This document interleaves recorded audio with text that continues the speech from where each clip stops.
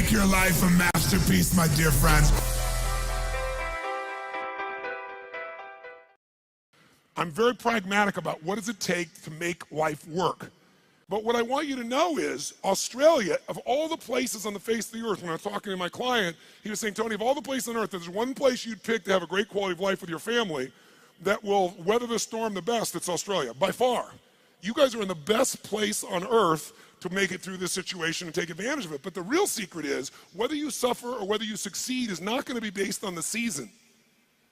Some people freeze to death in the middle of the winter. Other people ski and snowboard. It really comes down to what are you going to do? So as I was coming here, I was thinking, what can I do to show you how to take advantage of the season? What can I do to show you how you can absolutely, doesn't matter what the season is a bad season financially a good or bad time to start a business? Tell me, which one? When the economy is toughest, is it a good or bad time to start a business? You tell me. Which one? You go, well, of course, that's what he expects me to say is good. But it's the truth.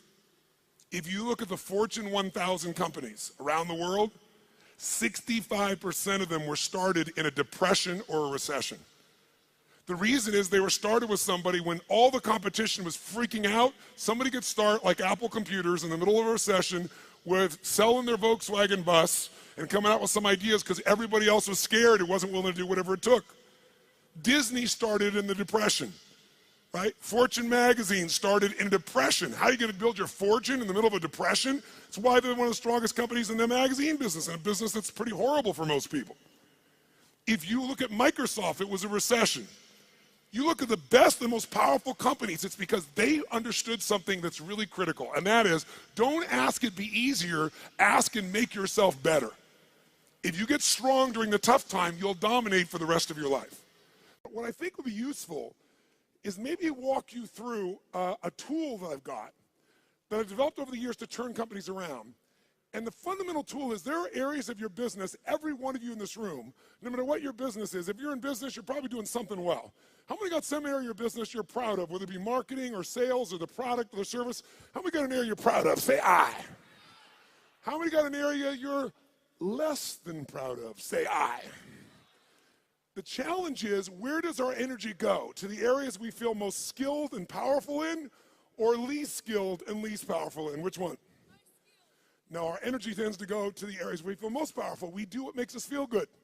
We do what we feel competent in, not what we feel incompetent in. And business is complex.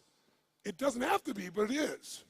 So I thought maybe there'd be a format I could give you today is, let's walk through what the business environment's really like right now, and then let's see if we can walk through what are the areas that if you were just to do this, if I never saw you again, and my goal is to see you again, my goal is to add enough value, go, okay, this is no brainer.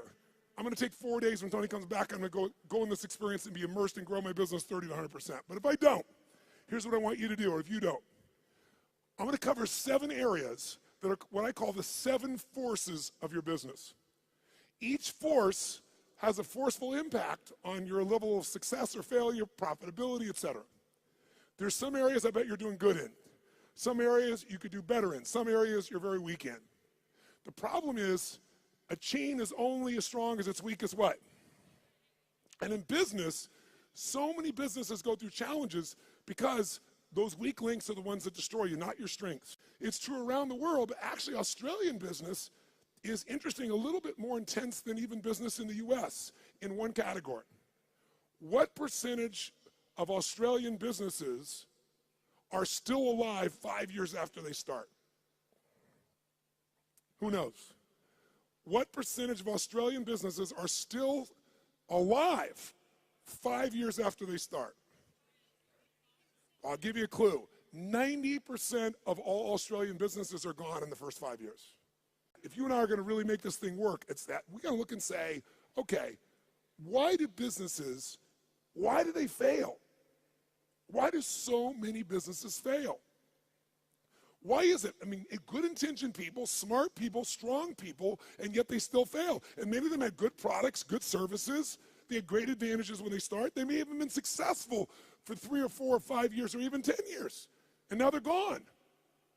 I will tell you what I've seen in my life, and I've had the privilege now of working around the world with 50 million people through my books and tapes and audio and video programs, but I've worked with 4 million people, 4 million from 100 different countries over the last 34 years.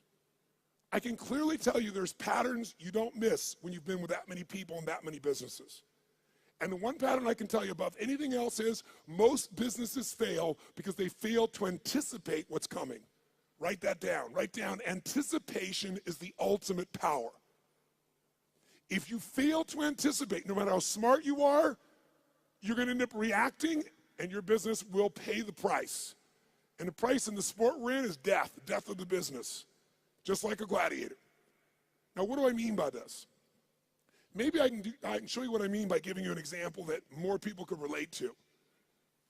I want you to sit up in your chair with some energy. So I know you're in it. Sit up in your chair with some energy. Make sure the person next to you's got some energy. And I want you to yell out, I, if this describes an experience you really have. And I want you to be honest. If it doesn't describe an experience you have, don't say anything. But if it describes an experience you have, I want you to raise your hand and go, I, all right? So here's my question. How many of you in this room have ever experienced the total and complete humiliation that comes when you play a video game against a child? How many have had this experience? Say I! How many have had this happen more than once? Say I! Who always wins when you play a video game against a child? Who? The child. Why? Is it because they're smarter, quicker, faster? In fact, don't even tell me why. Think about how the process occurs. First of all, you don't play many video games, so you're smart. You don't offer to be a part of this game.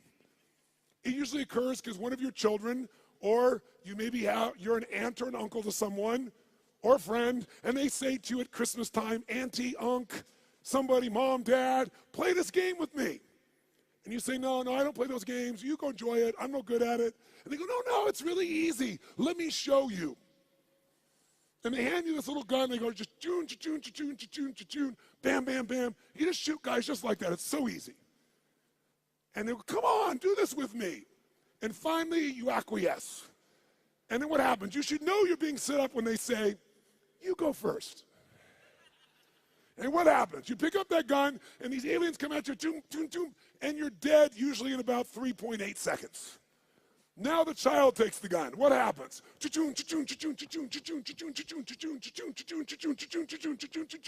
And about 45 minutes later, you get your second turn. Who knows what I'm talking about here? Say I. Now you're pissed, right? You're like getting competitive. I'm not getting shot in 3 seconds. So now you're really focused, and you get shot in the back, and you're dead in 2 seconds. The kids, 45 minutes later, you get your third one. The kid scores 480 million points, you get 3. Who's had this experience? Say I. Why does the child always win? Is it because they're younger, faster, smarter, more flexible? Their minds are wired this way. No, listen to me. The child always wins because they played this game before. And because they played the game before, listen to me, key words, they know the road ahead. And if you know the road ahead, you have the ultimate advantage over everyone around you. You must know the road ahead. Why? Because when you know the road ahead, you can anticipate. Write it down again. Anticipation is the ultimate advantage in business and in life. Anticipation, when you know the road ahead, you know what's coming. When you know what's coming, you can anticipate. When you can anticipate, what's the benefit of anticipation? When you anticipate, you're ahead of the game. If you're not anticipating, what do you have to do? React. And when you're in the game of business and you react, you're going to die. It's that simple. I don't care who you are. I don't care how long you've been in business. If you find yourself reacting, you're going to die. You're in business and you didn't anticipate some of the challenges coming up with technology, and all of a sudden it eats you up in a week, in a month. What you built 5, 10 years ago disappears.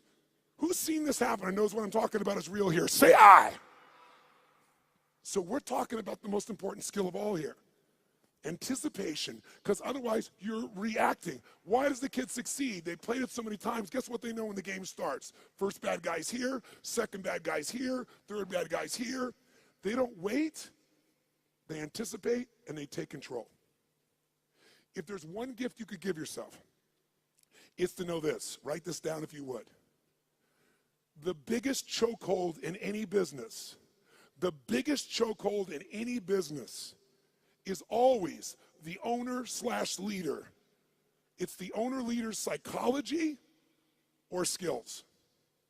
The biggest chokehold in any business is the owner-leader's psychology or skills. Your mindset, what eats you up is you don't know what's coming.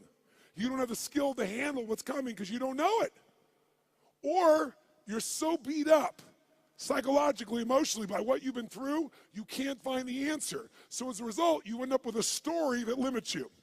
You end up in a state that limits you. What's stopping the business, another way of saying this is the story, the state, and the strategy of the owner or the leader. If you change that owner or leader's state, story, and strategy, you change everything. If you don't, they're not going to succeed. So Bill Gates is a gutsy bastard. Bill Gates has a lot, the guy took big risks. He was at Harvard, had a great education set up, wasn't doing so good, but he read a magazine article about the first personal computer called the Altair. And as he read it, he said, you know what? I think this is the future. He anticipated the changes that would come in the future. But he had guts and he took a risk. That's why he's who he is. He called the guy up and he said, listen, I see you got this new computer. You guys need software for that. He said, I've written software for it that'll make it run perfectly. Was that true? Yes or no? It's total bullshit. He made it up. He was just being gutsy and saying, if I tell the guy I've got software and he says, come see me, I'm going to figure out how to do it. Pretty ballsy. Sure enough, the guy said, bring it to me in 3 weeks. So he had 3 weeks to come up with software between he and his partner. And he worked around the clock. And literally, when he went to Altair in New Mexico to show this software, he didn't have a computer to test it on. He didn't know if it was going to work for sure. Thank God for his future, it worked. It was a gutsy, risky thing. He invested all his time and energy. He blew off his school. He did everything. And thank God for him, it worked. But that didn't make him wealthy. You know what made him wealthy? Something called MS-DOS. MS-DOS was software that he did not write. He bought MS-DOS that made him $3.5 billion for $50,000. Bill Gates bought it for $50,000 from somebody else. He saw IBM and he was studying his competition. And he said, they think they're in the computer business, and I think the computer business is going to become a commodity at some point in the future. I want to control the intelligence that controls those computers. So what I'm going to do is I'll offer the software and I'll just go buy it from this kid over here. Now, $50,000 is a huge sum of money. Most business people don't have guts, they don't take risks, and they don't invest. He said, I got to do this. Rolled the dice, got it locked up, went to IBM and convinced them. Now, IBM wanted it. What did IBM want to do? They wanted to buy it from him. He said, no, I'll rent it to you. They said, no, no, no. He said, look, you're not in the software business anyway. You're in the computer business. You don't want software. Software changes. You don't know that area. Let me do this for you. The biggest strategic, remember I said your life is controlled by your what? Decisions. That decision made him wealthy. That decision for IBM made them a has-been in a short number of years. You have to anticipate the shifts. Am I making sense with you here? Yes or no? So, what's the solution? The solution, listen to me, is constant and never-ending improvement on the areas that control the success or failure of your business. Constant, never-ending improvement. It doesn't have to be huge, but it has to be constant. Incremental improvements in the areas that matter on a regular basis, and you will dominate as long as you also anticipate. So let me give you 7 real fast because I'm on tight on time. Let me give you the first of the 7. Let me show you how it works. I'm going to start with the end in mind. If you're going to be successful in business, the end outcome, what makes somebody successful in business is not that they make a sale. If all you do is make a sale, you made a little money. To have a business, it has to be sustained. To be sustained, you have to build clients, or at a minimum, what I would call raving fan clients, raving fan customers. Now, why is the target of all business a raving fan customer? Well, first of all, what makes a human being wealthy in financial terms? What will make you wealthy is only one way to get wealthy and stay wealthy. Add more value to other people's lives than anyone else can possibly do. If you add more value than anybody else, you will have people be a raving fan of your product, service, or company. And raving fans are the best marketing in the world, because today, nobody pays attention to advertising unless it's shocking. And even then, it doesn't necessarily sell the product. What sells products today is people telling people this is the best shit you can get. How many agree with me on this right now? Say aye. And you can't buy that word of mouth. You can only deliver it by delivering such an incredibly valuable experience or product or service that people tell everybody about it. The first key to getting to that target, if we're gonna grab hold of our energy and we're gonna race towards this target, is you have to do step number one. Step one in a business is you gotta know where you really are. You gotta know where you really are, and you gotta build what I call a business map. Now, what do I mean by a business map? Well, think of it this way. How many of you in this room have a 5-year business plan right now for your company? 5-year business plan, raise your hand. Now, a group of 9,000 people, I'm seeing maybe a dozen hands. The reason you're seeing a dozen hands is because even if you have to do a 5-year plan, it's bullshit. And I'm not being disrespectful. It's bullshit. Why is it bullshit? Everyone tell me. Why is a 5-year business plan in the world we live in today total bullshit? Why? Because the world is changing so fast, you have no clue what's going to be here in 5 years. You're kidding yourself. So what do you throw up your hands and just hope it works out well? That's a disaster too. What you need is a business map. A business map means you understand the territory. You understand what's happening, where it's happening, so as you're moving along, you can adjust with that map to get where you want to go as the environment changes. The way you frame what business you're in to yourself is the single biggest limit in your business, and I promise you it's limiting who you do business with as well. You know, if you ask Peter Drucker, one of the greatest business geniuses of all time, he used to say, there's really only one question, maybe two in business. His question is, what business are you in, and how's business?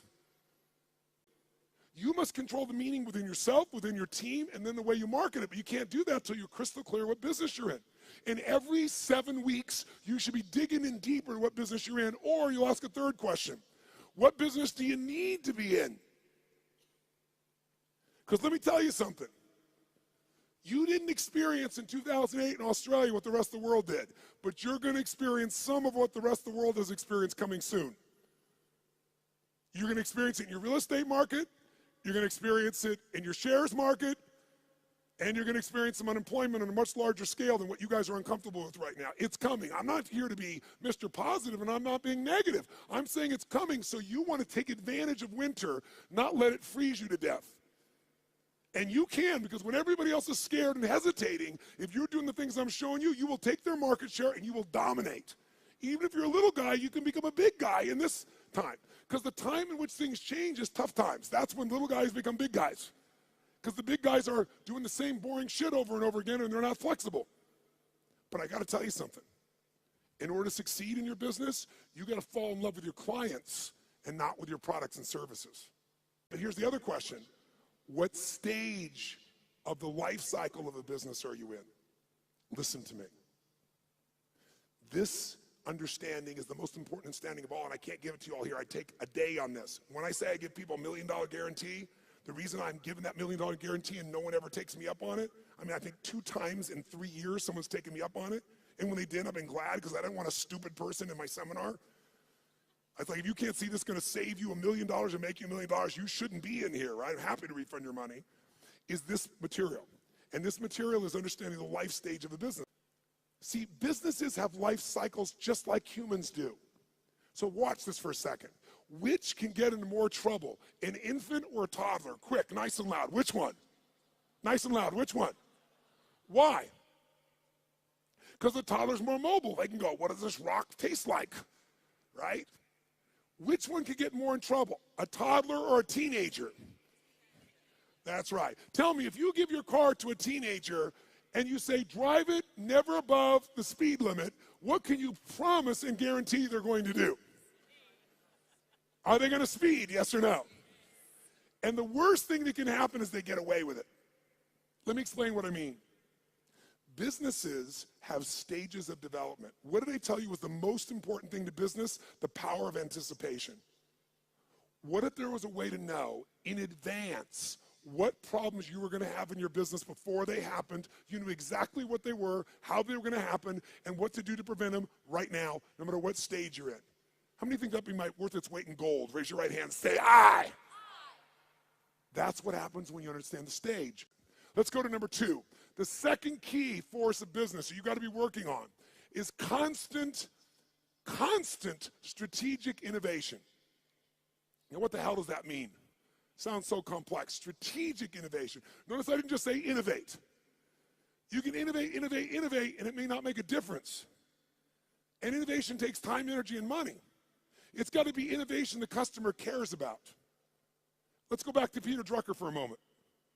Peter Drucker has always said that the core of all business is only 2 things. If a business is successful, these 2 things are its core: innovation and marketing.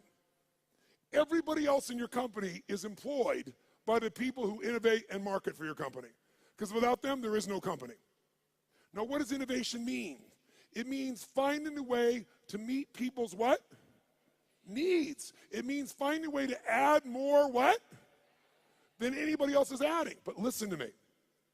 And maybe this will help you understand innovation in a different way. People say, but I am meeting their needs, and my customers are really happy, so why innovate? Because it's called innovate or die in the world we live in. Let me explain why. How often does Apple Computer, even though they're the best, find a way to innovate again? How often can you count on it? Is it consistent, yes or no?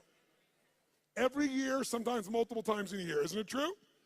That's why they're number 1. So what you have to do is you can't just meet your needs. You got to meet their needs in a new way. Meet the needs even more. Add more value, but do it in a new way. That's how you have raving fan clients. It's not enough to meet their needs. It's not enough to add more value. Got to do it in new ways all the time. It makes it sexy. It makes it mysterious. It makes it interesting. It makes them want to engage you. It gets them to tell everybody else about the new thing you're doing.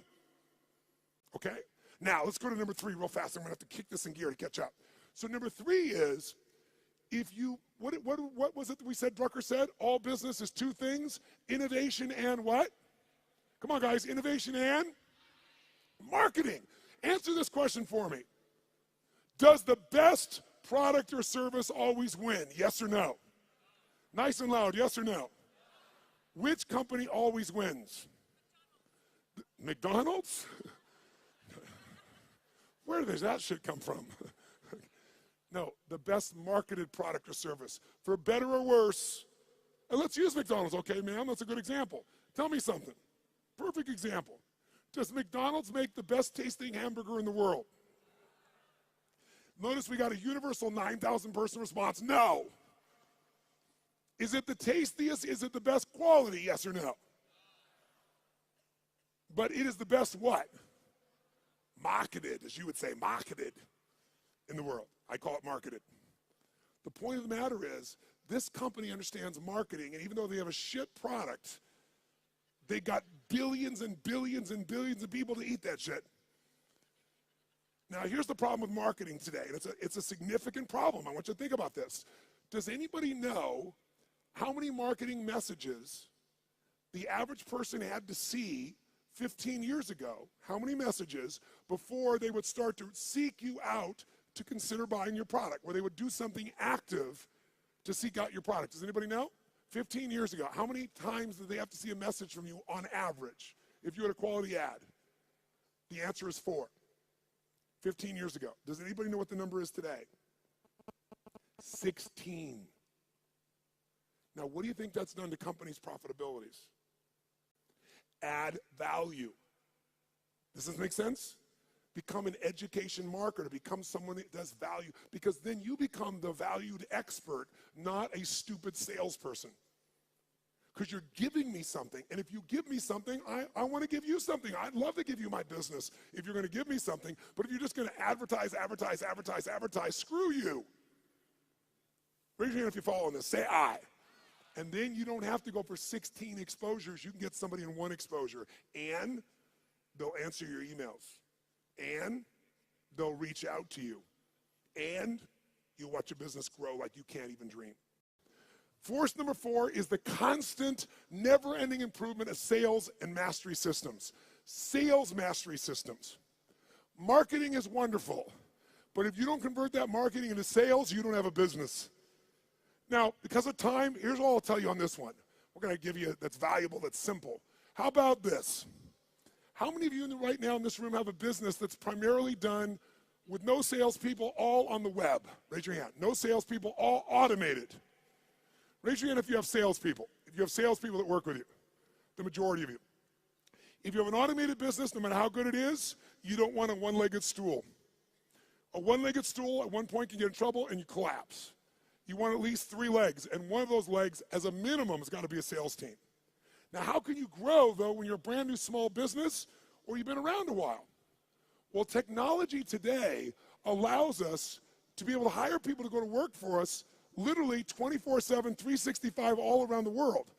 We literally have more than 150 people that work for one of my companies, all of which live in different parts of the world, all of which we know only by way of our experience of them, by way of Skype calls where we can see them and coach them, but we measure them better than the persons in the same room with us in the old days. We know what they're doing every moment. We know people are responding. We know everything because it's all fed to us by the web. We have virtual companies now. So if you don't have a lot of resources, we can show you how to get 3 or 5 salespeople in your little company, like these couple of guys here that right now are operators. What if you had 3 people that their entire life was about how to make sure they filled your business? Well, you wouldn't have one little location, you might have 5. But here's what I can tell all of you, just give you one quick hint in this area in the time that we got. Write down one thing. Great salespeople are not trained, they are found. Great salespeople are not trained, they are found and then trained to be even better. And this is coming from a guy that's trained 2 million salespeople in the world. I did that for 15 years. It's one of my jobs. Here's what I mean by this. Write down this phrase. Nature is the most powerful factor. Nature is the most powerful factor. If I was going to give you something in 2 seconds right now, I'd say it's this. If you're going to get a great person to sell for you, you can train somebody all day long, but their nature has to match the job. The 5th force you got to take control of, you've got to have constant anticipation. Remember that key word, anticipation? So you're not reacting, you're anticipating, you know the road ahead in 2 areas of your business. Legal, and I know you're not a lawyer, at least most of you, but you got to know where your risks are, and financial or accounting. Now, how many of you in this room as business owners hate accounting? If you're with me, brothers and sisters, can I have a hallelujah? However, unfortunately, even though you hate it, how many of you in this room have ever been bitten in the bum, so to speak, because you thought the numbers were one thing or they meant something or your cash was one level and it was another? Some accounting piece that really, really hurt you at the time. Who's had this experience before? Raise your hand nice and high. Say I. I want to tell you something. More companies go down because most of you in this room do not like accounting, and I do not want to sell you on being an accountant. What a boring-ass job. But I do want to sell you on knowing enough of this that you can run that accountant or that CFO.